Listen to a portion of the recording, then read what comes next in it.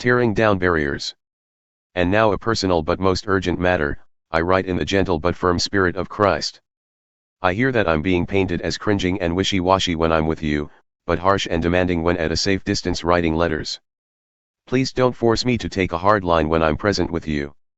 Don't think that I'll hesitate a single minute to stand up to those who say I'm an unprincipled opportunist. Then they'll have to eat their words. The world is unprincipled. It's dog eat dog out there. The world doesn't fight fair. But we don't live or fight our battles that way, never have and never will. The tools of our trade aren't for marketing or manipulation, but they are for demolishing that entire massively corrupt culture. We use our powerful God tools for smashing warped philosophies, tearing down barriers erected against the truth of God, fitting every loose thought and emotion and impulse into the structure of life shaped by Christ. Our tools are ready at hand for clearing the ground of every obstruction and building lives of obedience into maturity. You stare and stare at the obvious, but you can't see the forest for the trees. If you're looking for a clear example of someone on Christ's side, why do you so quickly cut me out? Believe me, I am quite sure of my standing with Christ.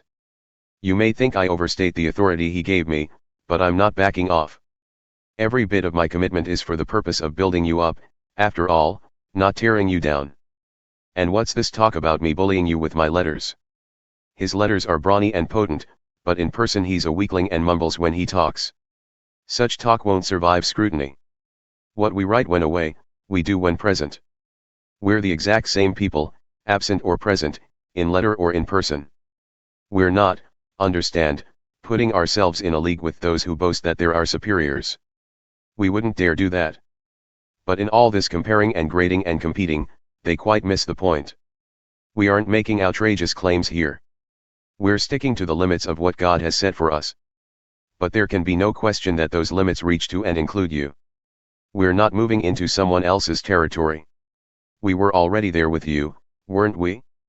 We were the first ones to get there with the message of Christ, right?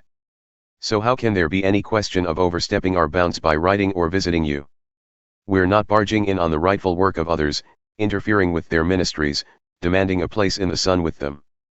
What we're hoping for is that as your lives grow in faith, you'll play a part within our expanding work.